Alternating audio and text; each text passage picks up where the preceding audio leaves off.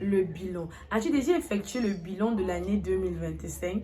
Voilà, nous sommes à l'approche de la nouvelle année 2026 et je sais qu'il y a ceux parmi vous qui n'ont pas pu faire le bilan de leur année qui est en train de s'écouler. Vous savez, il est impératif d'entrer dans une nouvelle sphère avec des idées positive. Il est capital de commencer une nouvelle année en ayant déjà en tête des choses qui ont marché dans l'année précédente afin que dans la nouvelle année, ce ne soit qu'une simple continuité.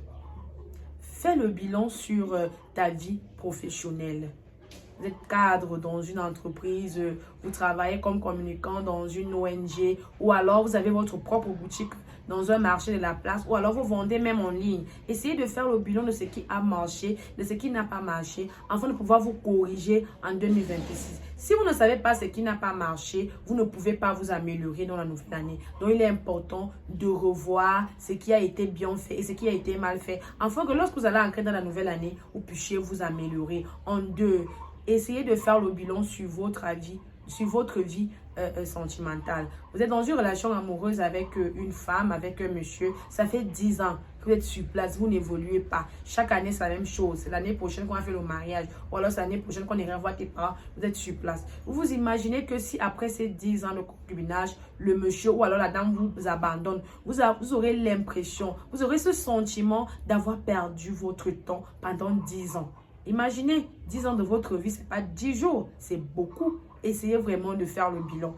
Si ça fait 3, 4 ans, 6 ans, vous êtes sur place, les choses n'évoluent pas, tout stagne, vous êtes toujours au même endroit, essayez de vous remettre en question. S'il le faut même, quitter la relation et essayez de voir ailleurs. Peut-être que ce n'était pas la bonne personne pour vous.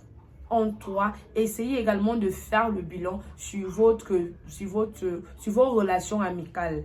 Nous aimons tous être entourés, nous aimons être avec des personnes qui nous aiment, des personnes qui nous encouragent et tout. Mais vous pensez réellement que tous vos contacts là, toutes les personnes que vous appelez amis là, sont réellement vos amis? Vous êtes vendeur en ligne, à peine même si vos amis, les personnes qui regardent vos statuts là, like ou alors partage même ou alors vous encourage. Vous êtes vendeur au marché ou alors vendez à la sauvette. Les personnes, quand vous proposez les vêtements à vos contacts, ils disent que c'est cher. Vraiment, tu vends cher alors que derrière, ils achètent le même vêtement plus cher. Mais ils ne peuvent pas vous encourager. Et vous les appelez vos amis.